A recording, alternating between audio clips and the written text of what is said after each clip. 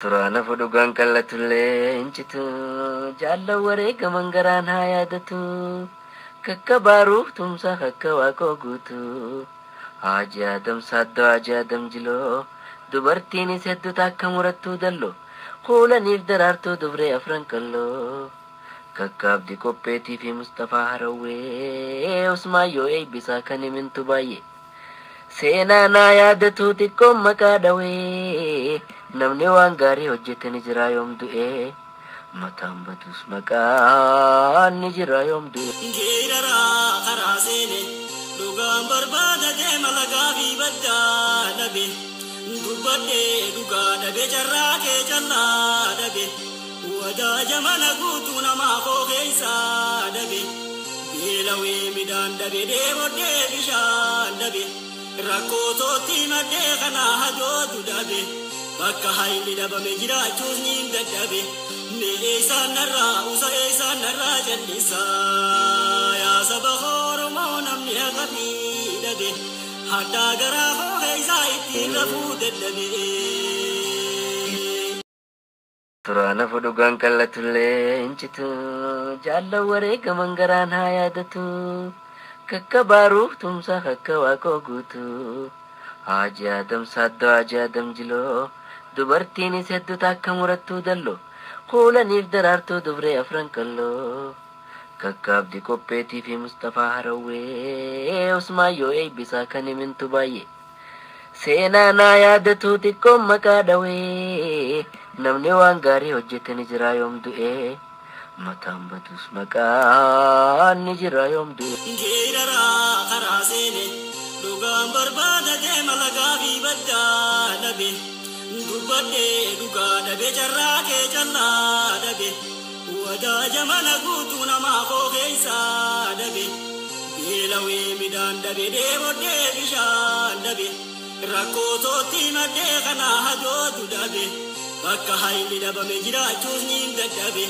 mee eesaan narraa usa eesaan narraa jallisaa yaa saba Oromoo namni haqatii dhabe haddaa garaa koo keessaa ittiin rafuu dadhabe. Oromoo Las Vegas obbo Sisaay Haayiluu as bahaniitini haala hawaasni kunini ji'oota darban kana keessatti maal keessa akka darbe maal keessa akka dhufe ergaa gabaabaa keessaa haasaniin booda gara sagantaa itti aanutti ceenaa iddoo isaa obbo Sisaayiif gadhiisa. Obbo Sisaay harkaan naasimadha. Guyyaa har'aa guyyaa kabajamaa kana guyyaa seena qabeessaa fi guyyaa garaagaraatti guyyaa kabajnee oollu kanarratti uummanni Oromoo hundumtuu har'aa guyyaa kana as geessanii hirmaannaa akkasii qooda fudhachuu keessaniif guddaa galatoomaa isiniin jenna. Anis maqaa koree hawaasa uummata Oromootiin baga nagaan dhuftan isiniin jedha. Kanaaf baay'ee ulfaadhaa.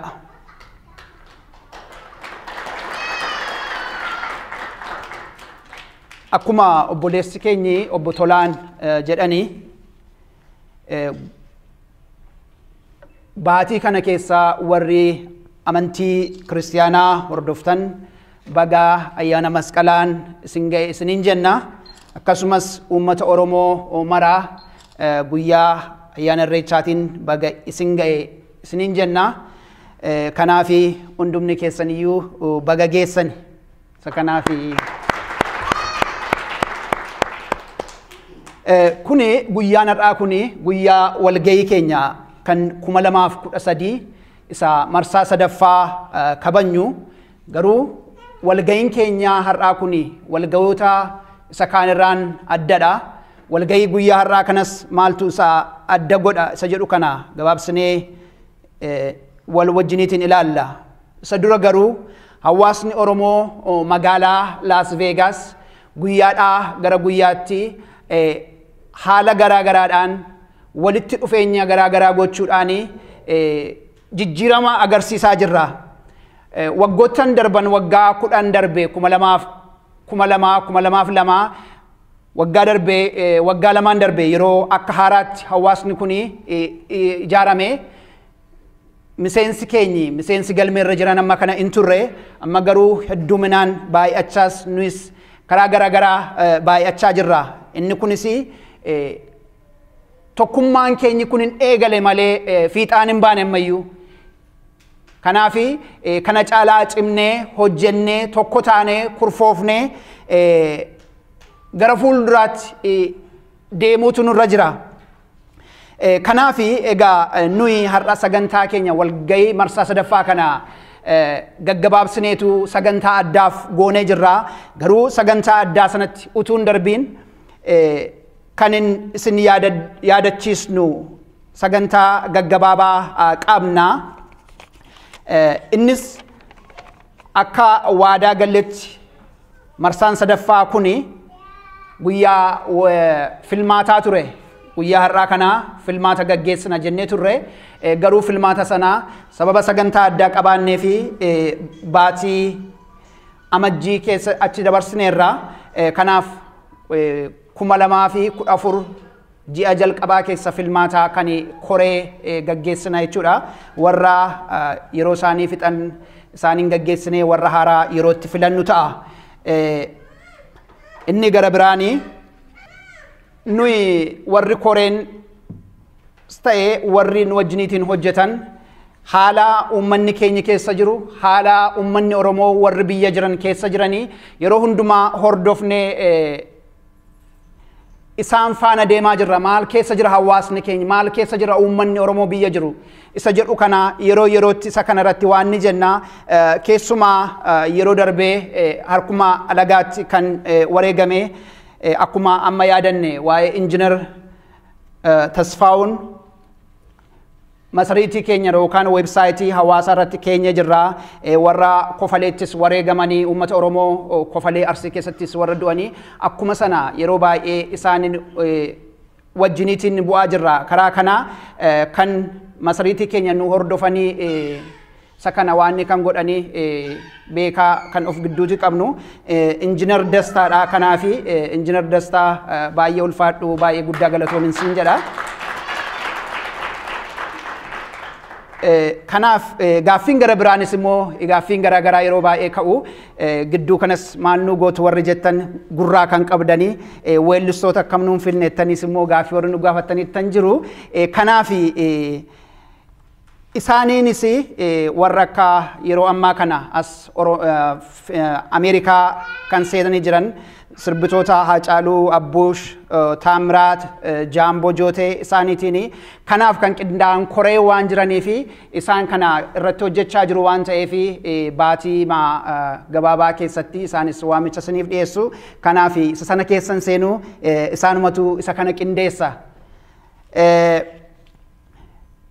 Gara biraan gaaffii waa'ee galmaas ka'aa tureera. Waa'ee galmaa kanas irrumatti kaanoo yoo isin dhiistan iyyuu nuyis nuumtuu kaaneeti waan tokko mallaa waan tokkotti fallaa warri jedhanii akkuma irratti hojjechaa warri jiranis jiru. Kanaaf nuyis irrumatti hojjechaa jirra. Kanaaf xiqquma yeroo nuu kennaa isiniin jenna. Kanaaf warri namootas wal amansiisaa jirtanis baay'ee galata guddaa qabdu, baay'ee ulfaadha isiniin jenna. Kanatti aansuudhaanii gara sagantaa guyyaa har'aan isin beeksisa. Guyyaa har'aa kana sagantaan kun maaliif dhaabbate, maaliif waan ta'e yoo jettanii Oromummaa keenya uummanni Oromoo amantiidhaan garaagara ta'uu hin danda'a, siyaasaan garaagara ta'uu hin danda'a, bifaan garaagara ta'uu hin danda'a, wantoota garaagara ta'uu hin danda'a. Garuu waan tokko qofaatu uummata Oromoo tokko isa godha. Innis maalidha? Oromummaa keenyadha. Kanaaf kan nu boonsu Oromummaa keenyadha. Oromummaa kanarrattis immoo warra Oromummaa kana nurraa molqantu dhiban miti. Hamma nuu danda'ametti isuma kana ofirraa faccisaa as geenye. Kanaaf guyyaa har'aa kana immoo warri koreen guyyaa har'aa kana walgahii har'aa kana nuyi gara biraa host gooneetu keessummaa waa'ee uummata Oromoo kanarratti beekaa Oromoon beekaa hedduu of keessaatii qaba. Kanaaf beekaa kan ta'e nama tokko nuyi affeerreetu isa kanarratti akka isaan nu gidduutti argamanii fi carraa kana uumne jechuudha.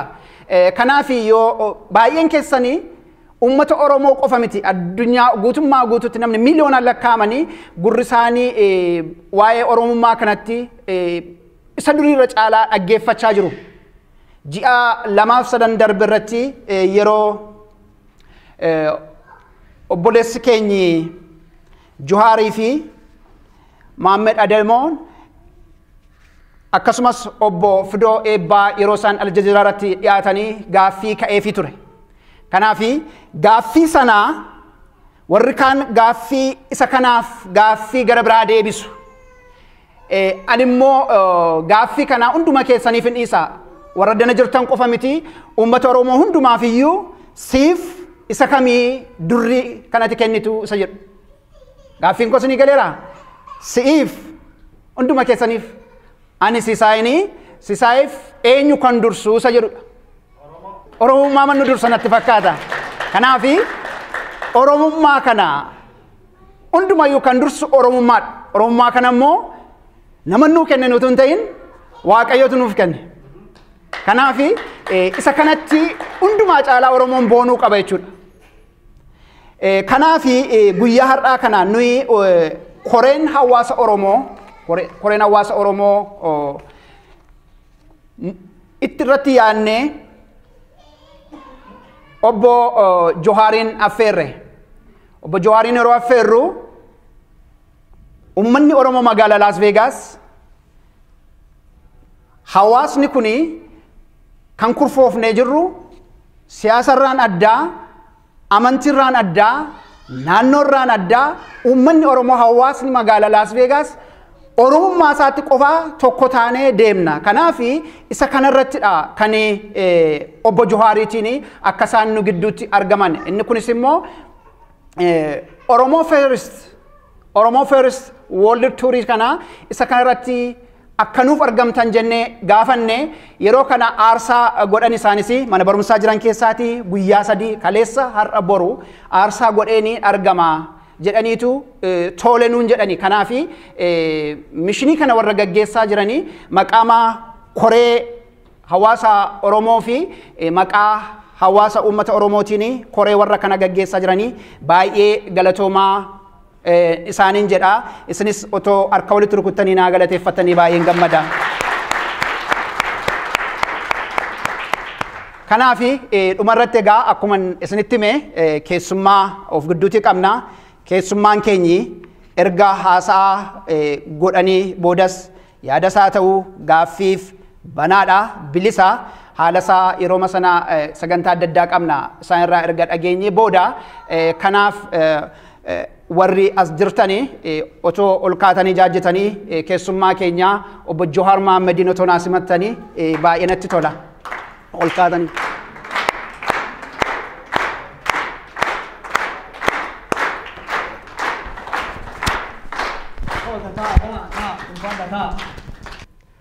Hunda dura hawaasni Oromoo Las Vegas jirtan koreen hojii raawwachiiftuu fi hoogganni na kabajanii akkasumas duula warra alagaa kanarraa nu rabbaname kana kanaaf tumsa agarsiiftanii hunda caalaa immoo Oromummaa teessan dursitanii kabajaadhaan asin nu affeeruu keessaniif hedduu galatoomaa ulfaadhaan isiniin ja'a.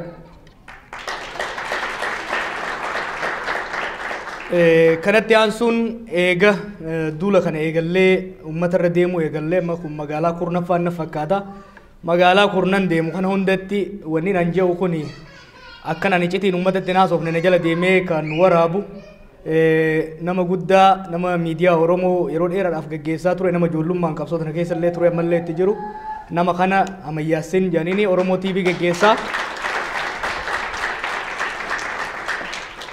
Dhugaadhaa fagoon hin baranne naannoma San Francisco kanatti mana barnootaa baradhee Vegas illee dhokadhee dhufee kasaaraan uuman taphadhee wanneen haga ammaa isin dubbisuu dhabuu kiyyaa fi dhiifaman gaafadha. Haguma alagaan sitti kaatuuf nurraa deessite gaafa alagaan sitti kaate nutti galte yoo jettanillee hakan irraa qabdan jechuufin dhugumaa wanni har'a walitti nu fide torban baatii lama dura hiree argannee dhimma saba Oromoo rakkoo Oromoo irra ga'u haqa Oromoo uummata addunyaatti ibsuu keenyaan ummata ollaa keenyaati irraa duulli bana guddaan banamuu isaatiin ummanni Oromootii dadammaqee nulleen eega qotteen tun dhufte ummata keenya tajaajiluu qabna jenneeti as baane wacii kun hedduu keessan taajjabsiisuun isaan oolu nullee hedduu nu taajjabsiise yakki guddaan nuti hojjenne isin Oromoo moo Oromoo miti hoggaa jedhan nuti Oromoodha jenne isin Oromoo dursitan moo Itoophiyaa humnaan isinirra fe'amte ka eenyummaa keessan hin calaqqisiifne ta abbaan fedhe akka fedhetti deemuun Itoophiyaan erga ijaaramte uummata Oromoo saamuu fi ajjeesuu hiraarsuu malee takkaa haqasaa kabachiiftee fi aadaa isaan calaqqisiisin san immoo Oromoo keessa dhalattan ka barsiisee isiniin ga'e ka aadaa isaatiin kunuunsee isiniin ga'e ka beela'ee isin nyaachise san dura dursitan jennaan Oromoodha dursine jenne jechuudha. Kana dura guddaa fide. Uummanni kun waggaa 40-50 kanaaf dubbii kanarratti wallaansoo guddaadha isaa wajjin godhaa turre. Maaliif injifannoo gurguddaa goone asitti eega biitii jijjiiramtee federaalizimiin biyyatti dhufe asitti dubbiin ani Oromoodha jedhu kun maaliif akkanatti guddatee kuntaala ga'ee jara kana akkanatti aarsi jennee waggaa laallee sababa adda addaati jira. Sababa san keessaa tokko irratti fuulleffachuu barbaada. Akka hubannaa kiyyaatti wanni jarri kun bifa haarayaan dhukkubni isaanii itti ka'ee duula kana nurra bananiif nu tuffatan. Wanni nu tuffataniifis waggoota dabran kanatti qabsoon teenya yeroo laamsha'uudhaan hogganoonni keenyaa fi jaarmayoonni keenya wal diiguun hawaasni keenya bakka adda addaatti adda faca'uun kun Oromoon kun edaa duraanuu guddaa seena malee keessi isaa laafaadha. Oromoon kun edaa duraanuu qabsaa'eet nu cabse seena malee numatu cabee fi kanaaf yoo ijatti kababaaf nu taate duuba deebisuu ni dandeenya. Gaafilee mirgaa gaafilee diinagdeedhaa inni gaafatu san dhiisiti.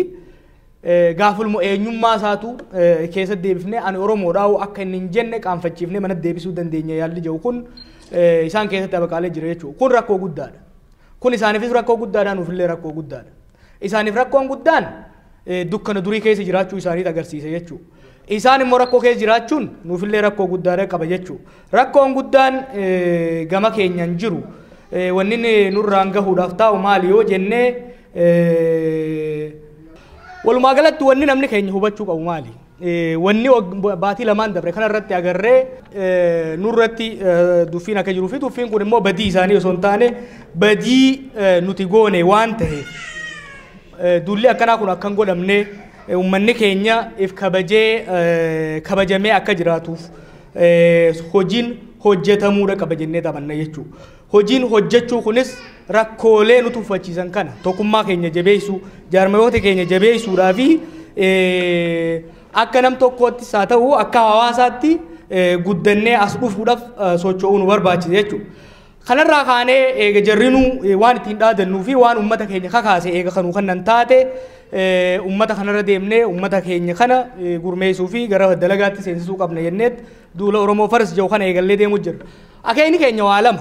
Wanni isinitti illee dhufnuuf wanni bakka adda addaatti deemaa jirruuf waa lama. Tokko hawaasni Oromoo sababa adda addaatiin waggoota 20 kana waggoota 10 kana keessattuu adda faffaca'e kun akka walitti deebi'u beekumsa qabnuun dhageettii qabnuun aadaa qabnuu fi ogummaa qabnu hundaan uummata keenya keessatti qilleensi qabbanaa qilleensi nagayaa qilleensi jaalalaa uummata keenya keessatti akka deebi'u uummata keenya gorfachuuf uummata keenya wajjin mari'achuuf hayyoota Oromoo adda addaa waliin sosocho'aa jirra jechuudha. Wanni kana goonuuf maali?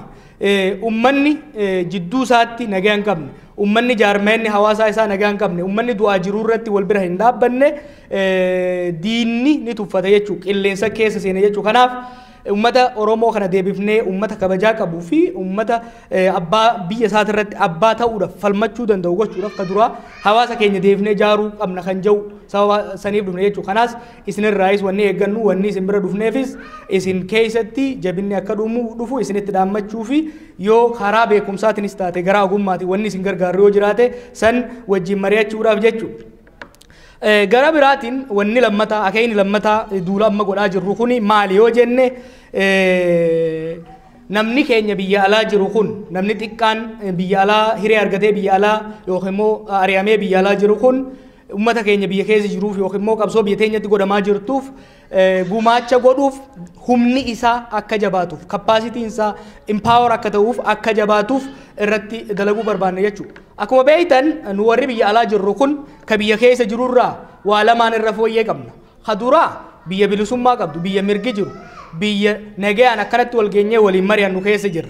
Halammataa biyya carraaqqannee dalagannee maallaqa argachuu dandeenyu, maallaqa arganne san immoo akkaataa fedhii keenyatitti hojiirra oolchuu ittiin dandeenyu keessa jirra jechuudha. Lamaan kanarratti hundoofne bilisummaa qaamaa qabnuu fi mirga dalagannee waan dalaganne san hojiirra oolchuu qabnu sanitti hundooyinee qabsoo biyya keessa deemaa jirtu san tajaajiluudhaaf gargaaruudhaaf akkamitti deemuu qabna jenneet kanarratti isin wajjin mari'achuu barbaanna. Akka hubannaa keenyaatti biyya alaa namni jiru waan 5 qabsoo Oromootiif yookiin immoo qabsoo mirgaaf godhamtuuf waan gama 5 tajaajiluu danda'a jechuudha.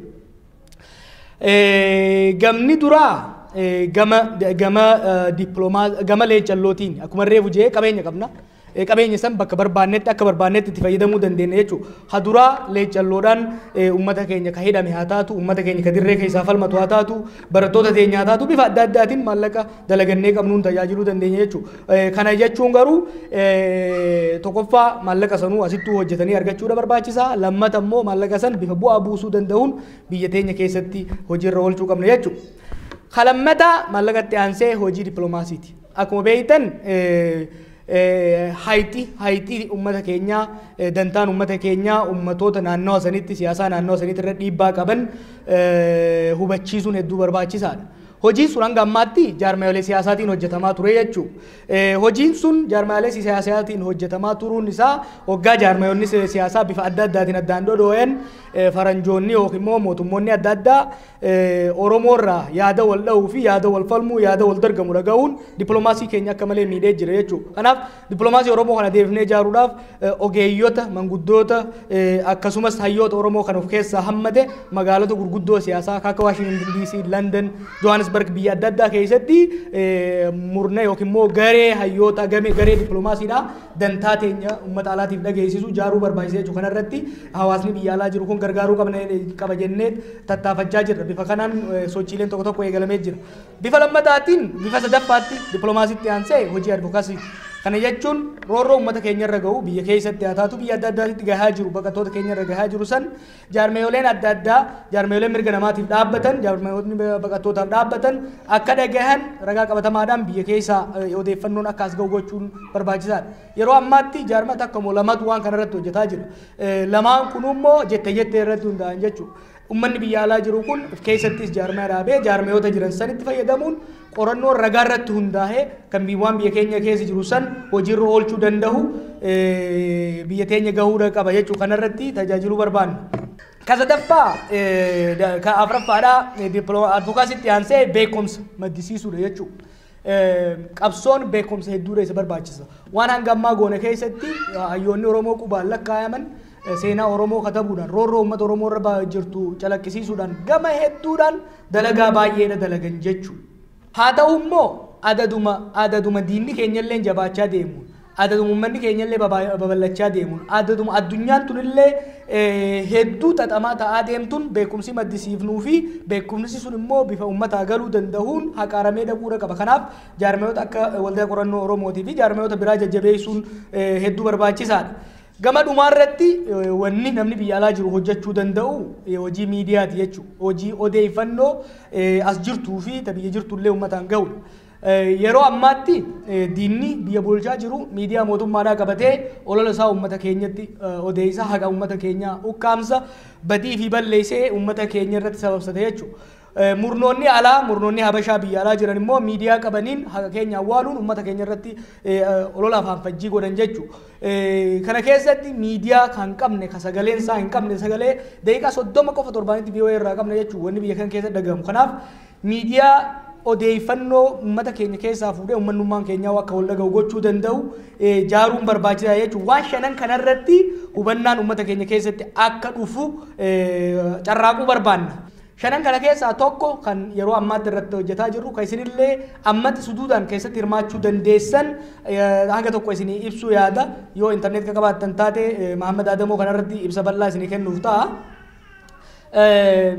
Waggaa dabreerraa kaasee miidiyaa Oromoo jabaa tokko ka miidiyaa walaba ta'ee ka sagalee uummata Oromoo bifa gama adda addaatiin ka siyaasaa ka diinagdee ka aadaa calaqqisiisuu fi dhageessisuu danda'u ka gama saatalaayitiitii fi shoort weeviidhaan dabru Oromiyaa Miidiyaa Neetwoork jedhamu jaaruudhaaf carraaqqii godhaa turre baatilee lamaan dabre immoo hiree kana fayyadamnee uummata ittiin as baanee jirra.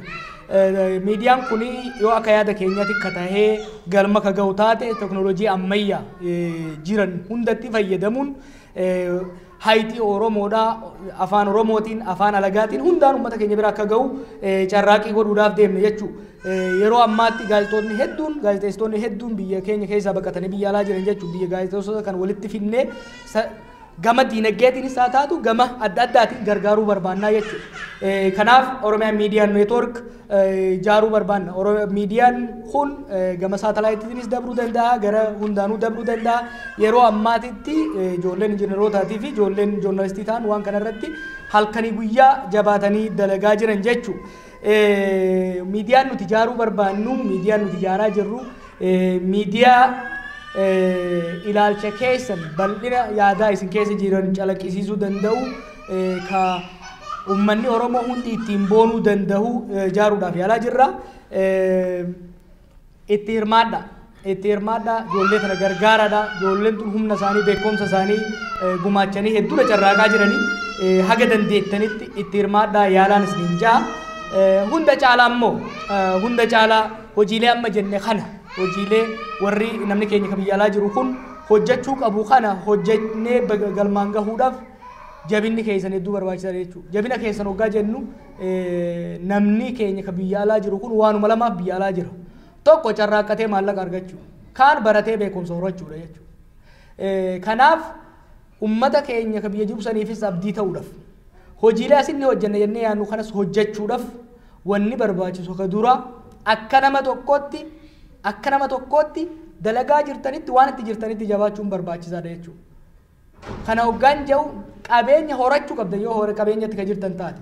Kana hoggaan jedhu you have to start owning property. Namni keenya entrepreneurshipin barachuudhaa fi diinagdeedhaan if danda'u yeroo hedduu Oromoo keessatti wanni isin dhageessan maali? Self determination. Self determination hoggaa jedhan if hiree fi murteeffachuu kana jechuun if danda'u jechuudha.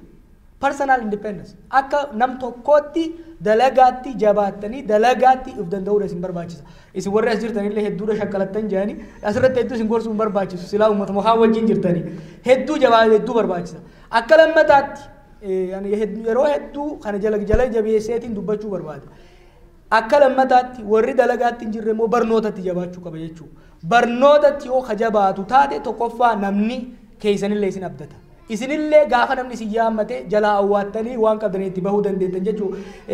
Akka hawaasaatti immoo akka hawaasaatti har'a alagoonni nu keessa jiraachuu danda'an kan waan kana laaluu dhufan. Yoo isin wal jaalattanii akkanatti waliin dhuftanii wajjin gammaddan alagaan ni naafti ni naati jibba isinii qabduuf tuffii isinii qabdu jijjiirrattee amala isii sirreeffattee na boru isin dubbifte. Yoo isin wal nyaattan gosa gosaan wal qooddan amantiin wal qooddan wal abaartan wal hamattan murnaan ka ciramtan taate immoo innasu baanda muqachaa isiniin jiran jechuudha. Kanaaf akka hawaasaatti hawaasa jabaa qabaachuu isin barbaachisa. Mana qabaachuu isin barbaachisa. Seentara qabaachuu isin barbaachisa akka hawaasaatti.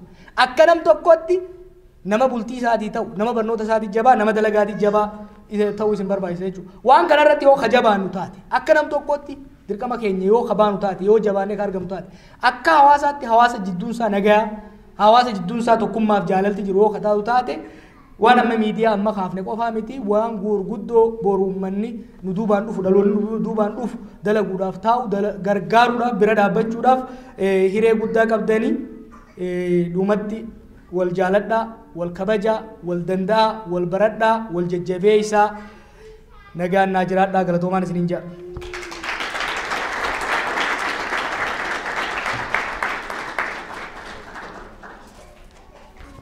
Yeroo tokko irra deebineetti nimee harkeen olii dhoofnuuf obbo Jawaar. Obbo Jawaar ulfaadhu siin jennaa. Obbo Jawaar carraa qaba jechuudha yoo gaafiin qabdan ta'e. Obbo Tulluu isinirraa fuudha harka keessan argaa jira waan ta'eef isinirra yaa.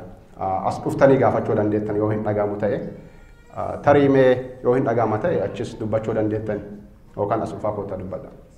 Gaaramatti galatoomii carraa naa kenniteef ani gaaffiin abbo Jawaar Mahaammadiif qabu yeroo ammaa kanatti uummatni Oromoo hidhamaa ajjeefamaa amantiidhaan haa ta'u haala poolitikaan haa ta'u naannoo kutaa adda addaatitti hidhamaa ajjeefatamaa jira. Waan poolitikaa yoo laalle yeroo ammaa kanatti duraanirra yeroo dura jirurra poolitikaan Oromoo guututtuu akka hin jirre fakkaata. Ati yeroo adda addaa waan poolitikaa kanarratti waan adda addaa ibsa kennituu fi waan dhaabni adda addaa keessa jiruu fi waan poolitikaa kana akkanatti gadi deemee du'uu danda'eef maal sitti fakkaata kanarraa warra poolitikaa kana waliin qunnamtii yoo qabaatte ta'e waan keessa jiranii fi akkaataa uummata Oromoo poolitikaa uummata Oromoo itti cacceessanii cal'isaniif nu ibsuu ka dandeettu taate galatoomin gaafin kiyya kana. Egaa carraa kana naa kennuu keessaniifis galatooma. Egaa obbo Jawaar baay'ee galatoome, baay'ee si galateeffannaa, baay'ee si jaalannasi. Kaleessa dheengaddallee waggoota darbanii fi warri keenya tokko jirra jedhaniit isaanii calleedhuma citta taatanii egaa wal isin argine. Egaa magaalaa kana dhufaniis waggaa ganna 3 ganna 4 ol ta'aniiru oduma jirra jedhanii immoo badani nu jalaaye waan badaniif hin beeku. Siini bakka buusan ta'a ati immoo isaanuma bakka buutee isaa ta'uuf makeetiif iddoo kanatti argamuu keetti baay'ee si galateeffannaa galatoome. Gaaffiin koo inni dura hanuma nutu uummata keenyatu waliin beeku moo yookiin warruma uummata keenya hoogganatu uummata keenya seeraan gadi fageessee hin beeku moo nutu seeraan isaan hin beeknu waggaa hamma kana rakkina gadadoo hiyyummaa fi garbummaa baraa hamma baraatti han keessatti kufnee hani uummanni keenya du'aa jiru tokko kana. Lammaffaa yeroo ammaa kana uummanni keenya ajjeefamaa, reebamaa, du'aa, dararamaa, beekaan keenyas wallaalaan keenyas baay'ee dhumaa jira. Idduma jirutti jechaanii duun ilma Oromoo yoo fageessitanii gad ilaaltanii du'a handaaqqoo biyya Ameerikaa kana ta'eera. Dhuguma du'e jechaan akkuma nama handaaqqoo qalee tokko amma biyyatti illee handaaqqoo qalatanii nyaachuun xinnoo ishii gatiinsa waa ol ka'eef namni akkasumatti dabarsuu qabeera. Kanaaf rakkinni akkanaa kun akka dhaabbatu du'ichi yeroodhaaf ajjeechichi akka dhaabbatu gochaa isin gochaa jirtan maalidha? Adeemsi keessanis maali jechuufani waan na dhaggeeffattaniif galatoomaa ulfaadhaa. Duraan dursee wanti jechuu barbaadu yoo jiraate koree magaala keenyatiin baay'ee galatoomaa jenna. Ittaan suudhaan immoo obbo Jawaar yeroo keetiin gubdee beekumsa keetiin dhuftee gidduu keenyatti argamtee gorsa kennuudhaan nu jajjabeessuudhaafis baay'ee galatoomin jedha. Sanatti aansuudhaan garuu gaaffii ani siif qabu maanni gaaffii lamaan tokko ta'uu danda'a garuu baay'ee gaggabaabudha. Tokkoffaan amma erga sochiin Oromoo First Community Engagement jalqabame amma kana ji'a muraasa ta'eera. Akkuma atiyyuu jettee amma magaalaa kurnaffaa irratti har'a gaggeeffameera jechaadha. Ammas immoo warra kaantis itti fufaa jecha. Gaaffiin duramaa inni sochiin kun ammam deema isa jechuudha. Magaalota hedduu erga ga'ee dhumuun isaan oolu ammam deema isa jechuudha. Gaaffii inni lammataa immoo inni nan sii qabumaa inni uummanni baay'ee sin jaalatee jira. Baay'ee acceptance guddaa argattanii jirtu uummata gidduutti. Sanattaan suudhaan immoo dhaaba dhaabuudhaaf uummata keenya jabeessuudhaaf dhaabuudhaaf yaada qabdu moo yookaanis dhaabboleedhuma jiran jajjabeessuu yaaltu. yoo dhumasa ta'es dhaabboleen isin ofii keessaniif preferii gootan jira isa jedhudha baay'ee galatoomaan jedha. Galatoomaa isiniin jedha hundi keessanuu guyyaa kana wal arguun kennaa waan guddaa tokko communitiin jiraannan wal argine dhufuu keessaniif galatooma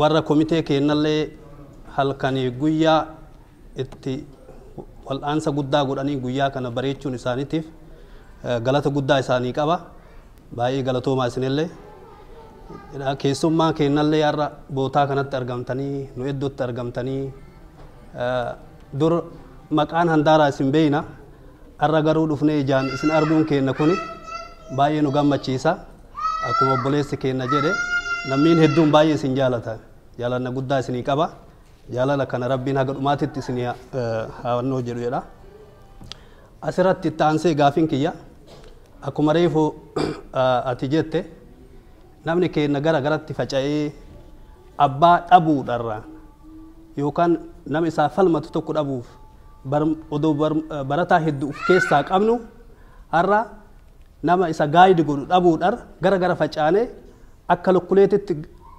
naannootti dhumaa jira. Amman tana namni kenna yoo karaa politikaatiin fudhannu garatti addaan qoodamee qooda hedduu argisiisaa jira.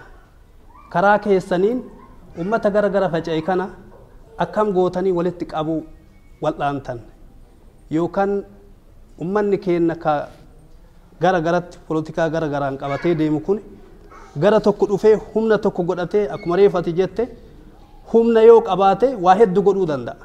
Har'aan tan ummanni Oromoo nama dhufeetini waan tokko itti himu dhabee maaltu jira maaltu waa ta'e kana wannoo jedhaa jira. Kana hagam irratti dalagaa jirtu akkamitti wal ta'uu dandeenya ummanni Oromoo yeroo ammaa kana wanni inni barbaadu tokkummaa barbaada. Bootaa 5 miti bootaa 6 miti bootaa 2 miti ummata tokko politikaa tokko humna tokko barbaada. Humna san isin akkamitti laaltanii akkamitti tokko godhuu wal'aantanii ka jedhu waan dhageettaniif galatooma. Ka gaafin duraa jaarmayoonni Oromoo maal affatan ka jedhu yeroo hedduun irratti barreessee yeroo hedduun irratti illee haasa'e amma san haasa'ullee hedduu ifadheetiin jira. Silaa garuu eeganaa na gaafatte waan matakkaa lama irratti dabaluu fi agartee dawwangora gurguddaa baroota 1990moota keessa hojjannetu rakkoo nuun ga'e jeetiin yaada kunis bara 1990moota keessaa tarkaanfilee takkaa'ummoo dogorgora waraanni keenya akka diigamu godhan fudhachuun tokko kun rakkoo fide rakkoon inni fide maali tokkoffaa gahumsa jaarmayaat hirrisee lammaffaa immoo hoggana irratti amantiin miseensonni isaatii fi akkasumas uummanni qabu akka hirratu godhe jechuudha. Hogganni uummanni isa hordofu irraa amantii hin qabne yookiin immoo konfidensii irraa hin qabne uummata geessuu hedduu isa rakkisa tokko kana. Sun gaagama guddaan nurraa godhe akkuma beektan bara 1990moota keessa dogongorri 91-92 goone waraanni keenya akka saffisaan hamileen isaa dhahamuu akka laaffatu akka faca'u godhe jechuudha. Kun hogganni dogongora lammataa akka raawwatu godhe.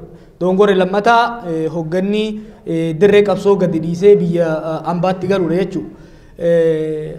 Amalli keessattuu qabsoo hidhannoo keessatti hogganni dirree qabsoo keessa jiraachuu baannan lolchiisuu hin danda'u. Baroota 2004 kanatti saayikooloojiin ilma namaa teeknooloojiin waraanaa jijjiiramee ta'a. Haa ta'u garuu saayikooloojiin ilma namaa hin jijjiiramne. Waraanni hogganni takka ajajni isaa jidduu isaa hin jirre lolee bakkaan ga'uu hin danda'u jechuudha. Wara hogganni koomaandarri isaa bakka isaa jiraachuun gama tokkoon hamilee kennaaf argee laalaa jechuudha lolee lolchiisa. Gama kaanitiin immoo yoo bira jiraachuu illee ni sodaachisa. Utuu beeyoon deebi'ee hogganni kiyya na rukuta jedhee waan yaaduuf wanni godha jechuudha. Kanaaf hogganni biyya keessaa bahuun daranuu gama dirree qabsootiin dirree waraanaa irratti wanni goonu hedduu akka laaffatu godhe. Dirree waraanatti laaffachuun mummurumsaa fi wal sababsachuudha jaarmaya keessatti uume. Wal sababsachuun kun hogganni akka baqaqu godhe jechuudha. Hogganni baqaquun murnoota uume. Murnoonni uumamuun leecalloon takkaa'uu qabeenyi jaarmayoonni keenya qaban bakka bakkatti akka faca'u godhe humni keenya bakka bakkatti akka faca'u godhe bakka bakkatti faca'uun kun immoo daranuu waa akka hin goone akka hin arganne godhe kanaaf cyclical waan ta'e waan hin dhumne keessa seenne jechuudha kanaaf dogongora gurguddaa kana jira. Rakkoon biraa dogongorri sadaffaa ka goone agartee eega keessattuu uummata keessaa hiddi buqee ala jaarmayoonni jiran isin irratti hirkatoo ta'an jechuudha. Isin irratti hirkatoo ta'an jechuun yeroo hunda waan isin gammachiisu waan isin bohaarsu hojjechuun dirqama ta'a jechuudha. Kanaaf viidiyoo kaasanii piikchara kaasanii isinitti fiduun barbaachisaa ta'e namicha qonnaan bulaa gimbi jiru qonnaan bulaa gaara mul'ata jiru san diina ajjeesanii irratti geerarsanii shuuroo irraa argachuurra isin footoo agarsiisuun barbaachisaa ta'ee argame jechuudha. Kanaaf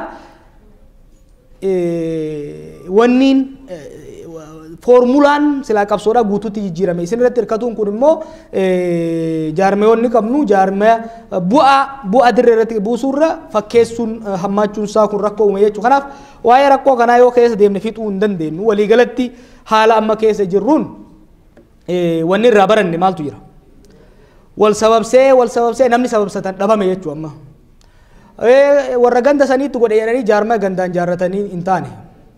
Hoggana santu balleessanii hoggana san irraa buusanii wal shuumanii hin taane. Ammoo inni gaarii maali beektu?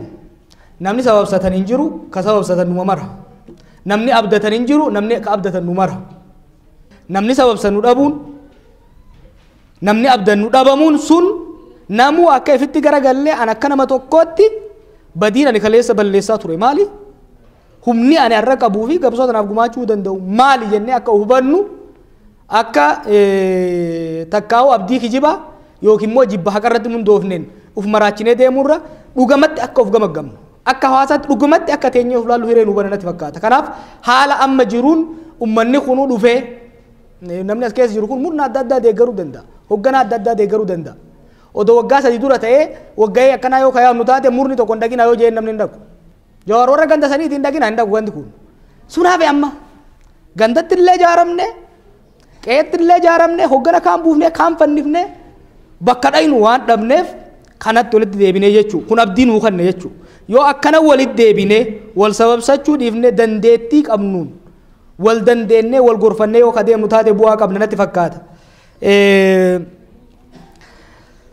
Gaafin lammatallee kanumaan wal qabamu uummata keenyatu hoggana hin qabne moo hoggana hin beeyne moo hogganatu uummata keenya hin beeyne san dura beeytaa waa'ee qabsoo Oromoo kana hoggaa haasofnu hogganoota irratti quba qabuun laafa haa ta'u garuu barra qabsoon Oromoo tun hoggaa magartee waggoota kurnan duraa irratti namoonni silaa Oromoo hogganuu danda'an ni wareegaman.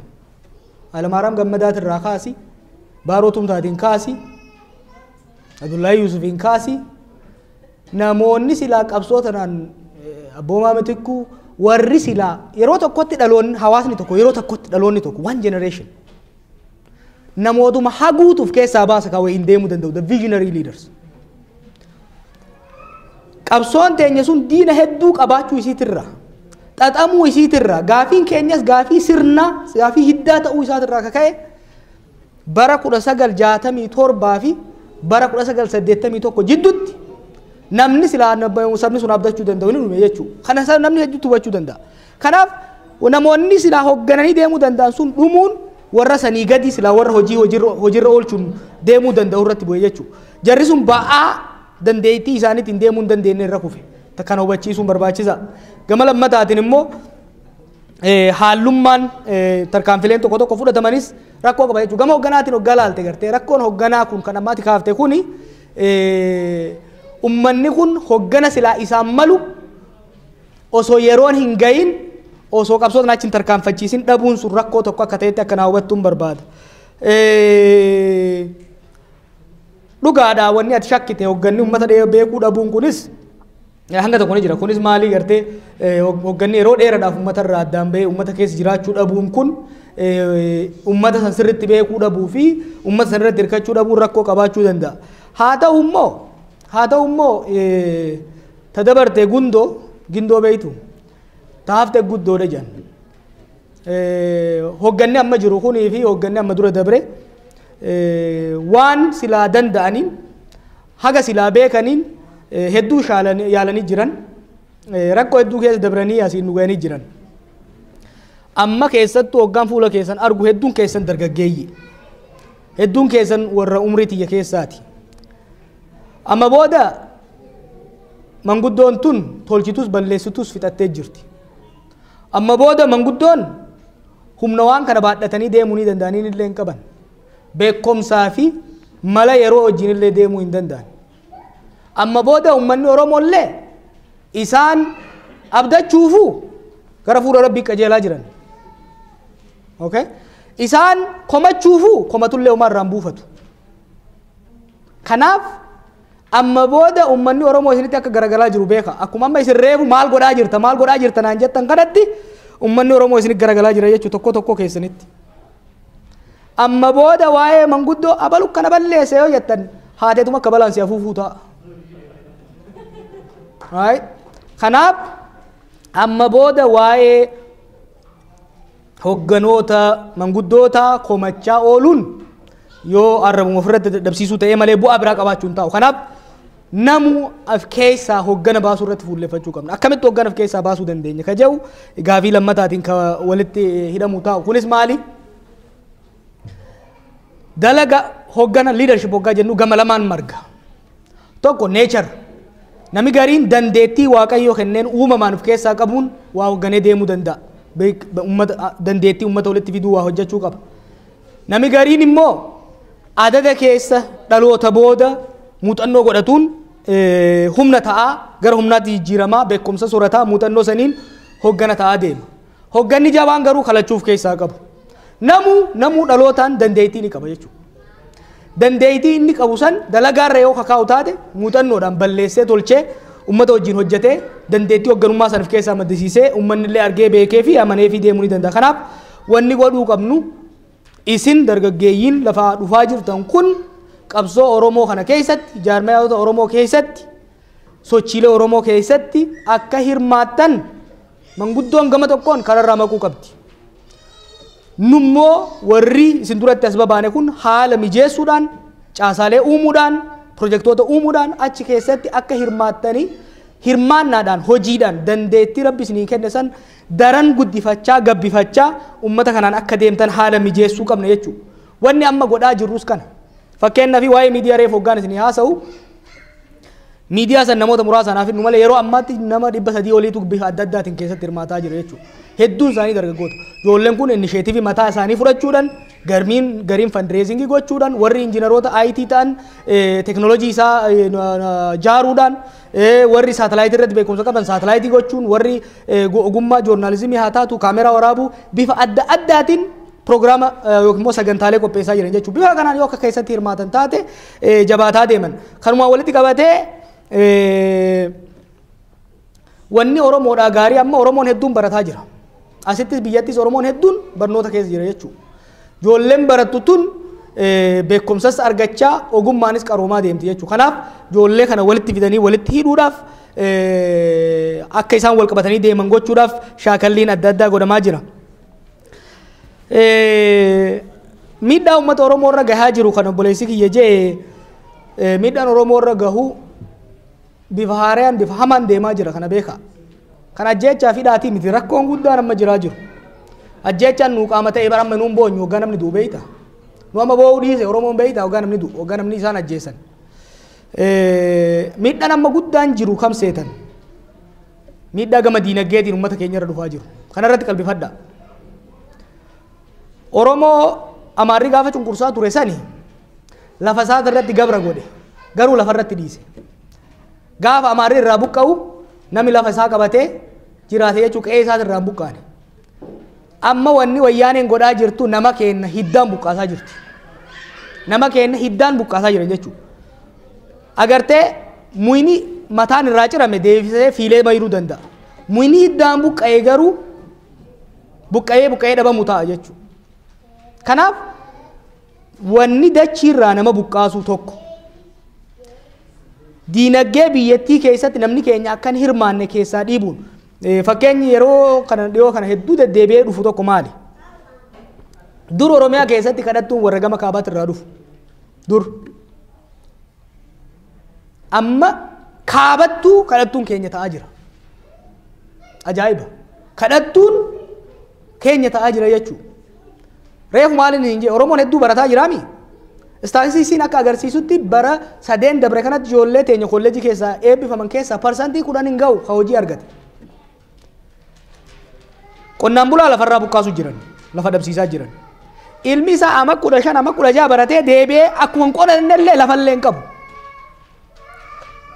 completely economically dislocated godhaa jiran jechuudha ifin jajinaa nuti miliyoona 40 dachiin ta'e nagana geetti no dachii sanirraa isin buqqaasanii economically dependent isin goonaan humna siyaasaatiin yoo ka mohannu taate humna siyaasaatiin yoo ka mohannu taate booda qabeenya harkaa qaban kanaan ashkara nu godhachuu ta'a jechuu jirri kun kana namni sirriitti hubachuu qaba kana akkamitti irra aanna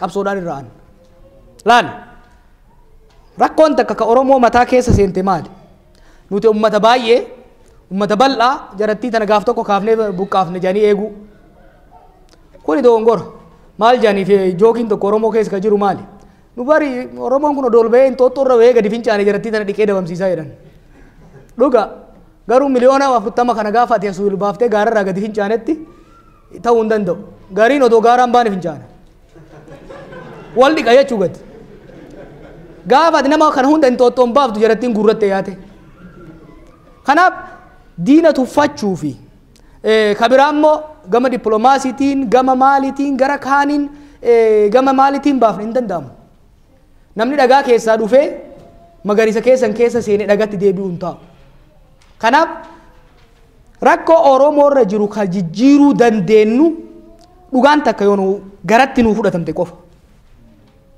falmannu malee lolannu malee ka uleen nu dhufe shimalaan ofirraa deebifnu malee ka arrabaan nu dhufe arrabaan ofirraa deebifnu malee deebuu hin dandeenyu akka oromootitti akka sabaatitti jaaramne yoo sochoone malee homaa godhuu hin dandeenyu jechuudha yeroo ammaatti nu biyya alaa jirra biyya alaa waan jirruuf dhaadachaa ooluun bu'aan qabu biyya alaa warri jirru waanii shanan jee kanarratti fuulleeffannee humna qabnu beekumsa qabnu qabeenya qabnu yoo ka dalaynu taate dirqama keenya bahuu dandeenya nu warri biyya alaa jiru qabsoo keessatti parsantii 10 gaheen keenya sanii ol ta'uu hin danda'u parsantii 90 ummata biyya san jiru dalaguu qaba jechuudha rakkoon jiru ummanni biyya jiru jawaarfaan biyoo irra bayanii bilisa isin baafne yani itti gallallaban kanaaf samii mataa'ee nu eega jechuu helikoophteraan bilisummaa nu buusu deeman jawaarfaan jedhanii ummanni biyyaati sitti himaa ummata keessan bilisummaan nuti asii fiduu fi dandeenyu hin jiru it can never happen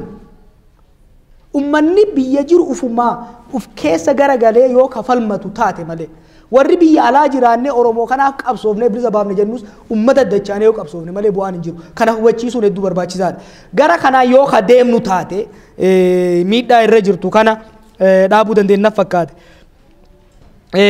oromoo farsi eegee jalqabame tutturee irraa hammam deema ama 500 deemu ta'a hanga amma ama 50 deemaa ture agartee oromoo farsi rabbuma afaan nakaa malee waan haaraa miti abbootiin keenya akaakawoonni keenya actually hoggaa qabsoo tana eegalan wanni isaan jaan nuti aadaa teenya boonne eenyummaan keenya onni irraa qaanfannu hin jiru dantaa teenya lafa teenya irratti hoggaa isin saammattanii gootaraa guuttattan nuti beelaan hin dhumnu dantaa keenya fi dhaabbannaan oromoo farsi waan amma of keessaa qabu tokko gaafii identitiiti eenyummaan keenya seenaan keenya oromummaan teenya tanamaa gadiitii miti teenya firraa baafne kanamaa wanni uffannuuf hin jiru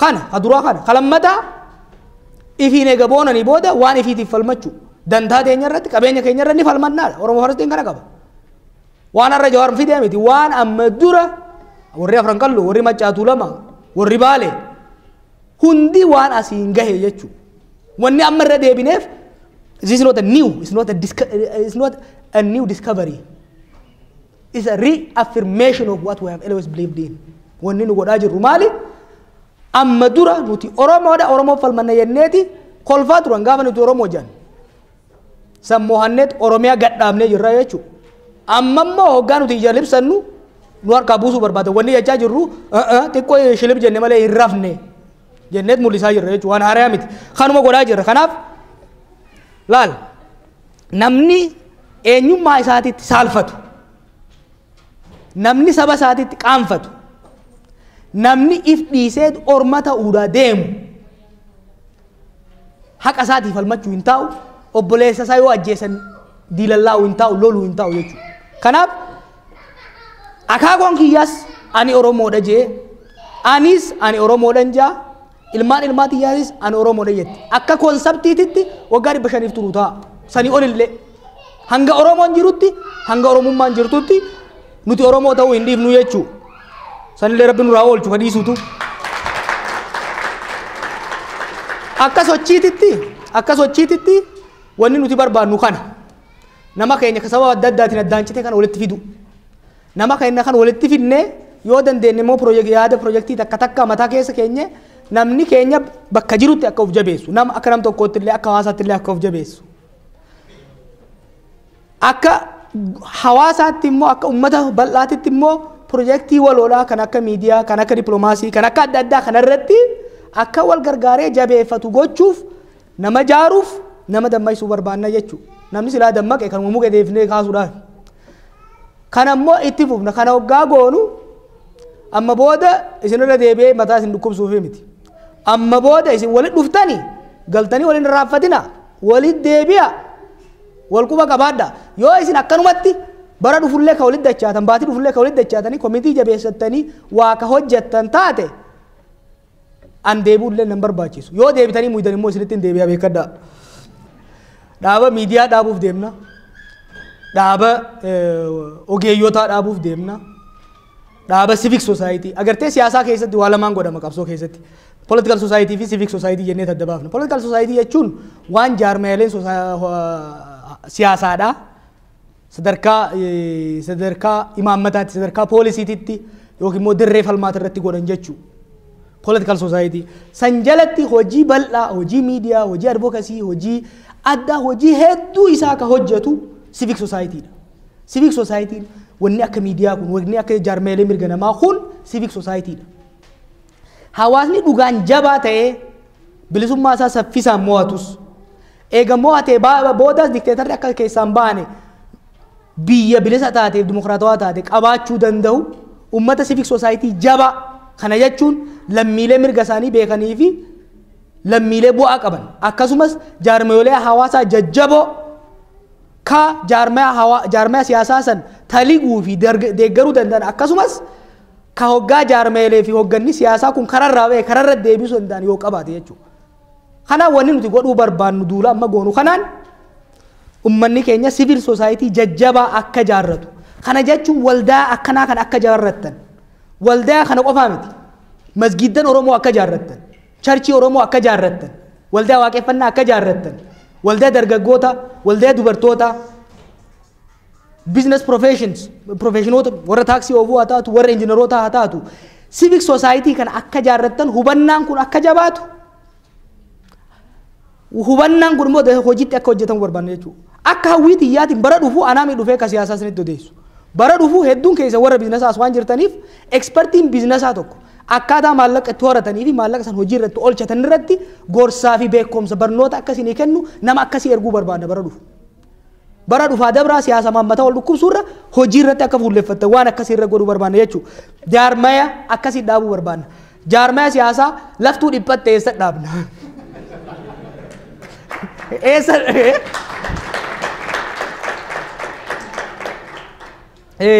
hojii kana keessatti jaarmaya siyaasaa, jaarmaya amantii, jaarmaya hawaasaa hunda wajjin ni dalayna. Oromoof haa dhaabbatu malee, Oromummaa isaatiin haa boonu malee sheexana wajjin illee ni dalayna. Ka Oromoo diigu, ka dantaa Oromoo gurguratu, ka Oromummaa isaa ganee alagaa jala shumquqummoo abbaa gadallee yoo ta'e ni waakkanna.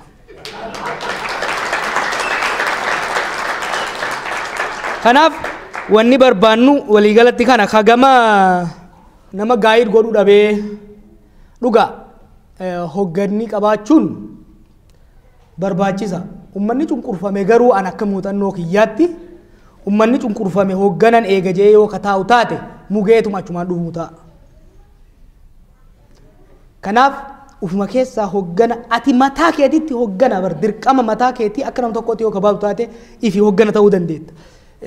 San qofaam immoo joollummaan ani beeku Anaa kana bara arrabuma na dheeradheef na beektan malee bakka tana ga'ee isin bira ba'uuf bar manguddoo tanaan wanni na walitti hin bu'iniin hin jiru. Ijoolleen saalfatteet abdiin muramteeti malee warri naa ol beekumsa qabu warri yoo isaan haasayan booja wal maal isin jettaniin hedduutu as bayaa jira jechuu namni. Wanni ani godhuu barbaadu akka nama tokkotti isaaniifin karaa saaquu barbaada.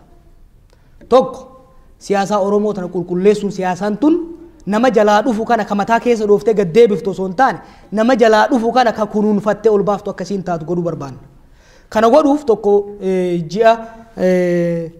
ji'a gurraan dhalaas deemu kana keessatti isin keessaayis bakka adda addaayis ijoollee lafaa dhufaa nafaa cufaa tana walitti qabuuf karoora qabna jechuu.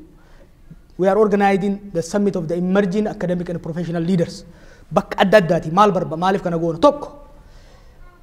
Ijoolleen tun walaa beeytu nama keenya tokko jira ka doktoraa nama keenya tokko jira ka loo barataa jiru nama keenya tokko jira ka biizinasa qabu ka jedhu kana akka baratan yeroo hedduu nama xixiqqaa nama amma dura waggaa 40 tureen alatti nama as bayaa jiru kana agarru. Kanaaf jarri kun akka tokko akka wal baratan barbaanna. Lammata isinummoo ummannummaan Oromoo immoo gaafilee akka ammas hin jirtan kanaaf akka deebii argatu barbaanna. Akkamitti akka abdii qabaatu namaan an beeku osoo beeytanii gaafii san hin gaafattan.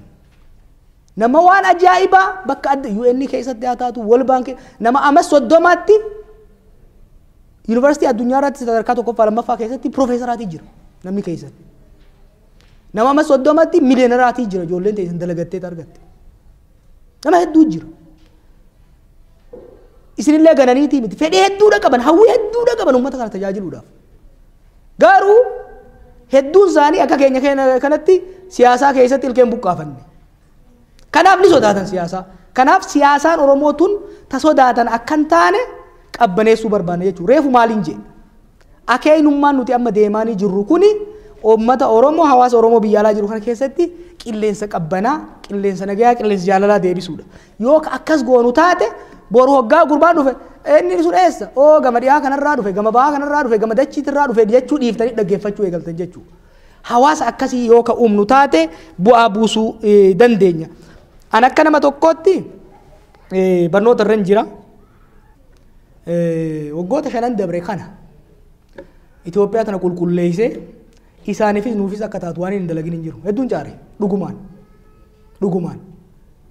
Uummanni garuu uummata badaduu miti. Adadumaati barsiiftuun itti hammaata. Dhugaan isin hin jaabara. Adadumaan itti hammaataa deemaa jira. Rakkoon guddaan jiru. Siyaasaan keessattuu Amaaraa kun warra right wing ta'een dominate ta'ee jira.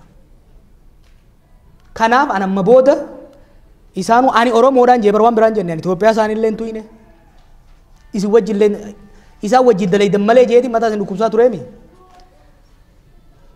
Amma booda hangan duutti hanga lubbuun na keessa jirtutti beekumsan qabuun humnan qabuun qabeenyan qabuun hidhannaan qabuun hanga dhumaatti waan isin na gaafattaniin waan hin danda'een hanga dhumaatti hanga lubbuun tiyya na keessa jirtutti isin tajaajila.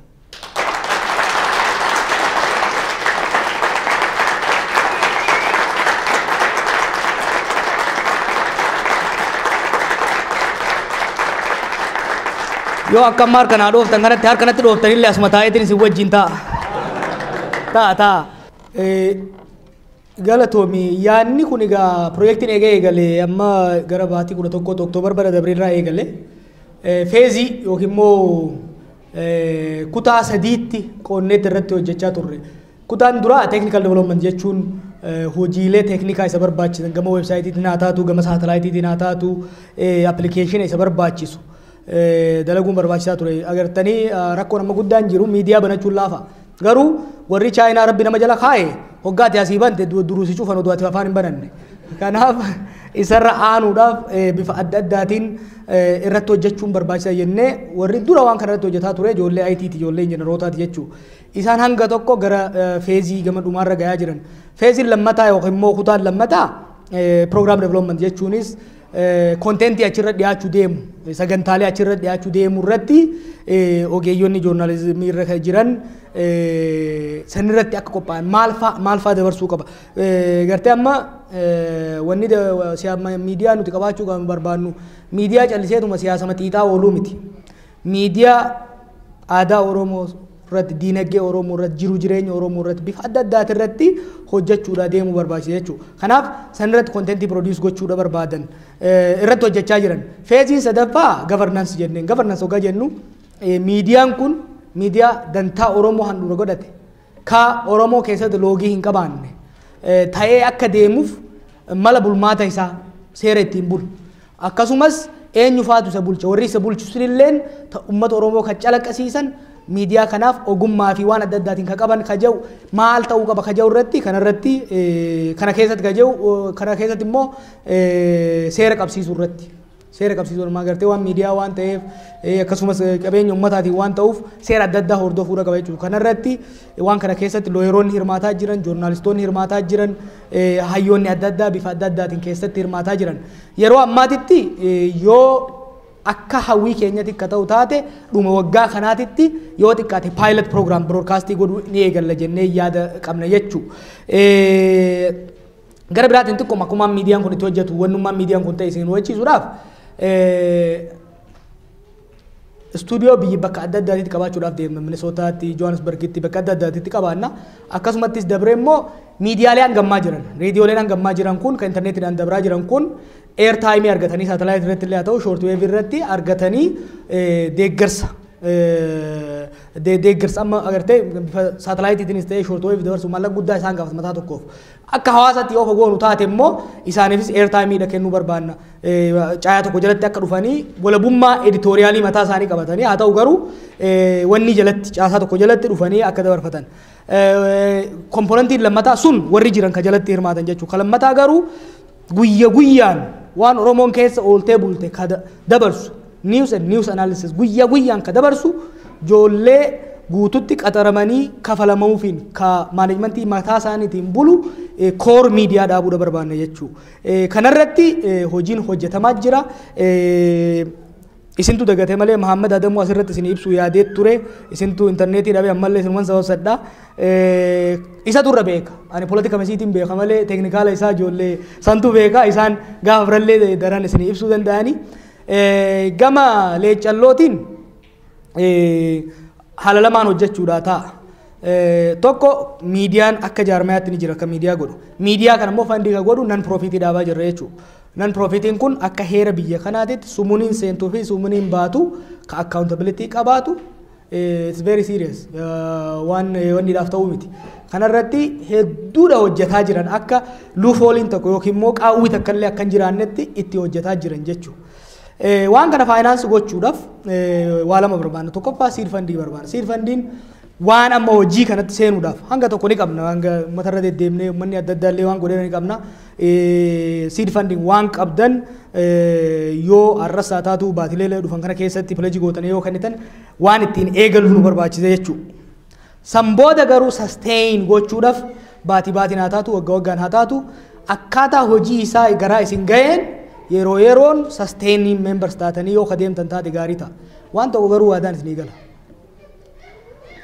Oromoon nama 5 taate 3 taate yoo nu gargaare nu gargaarullee baatu fellowship iskuulaa nu dhufu hojiirra oolchinee banna malee.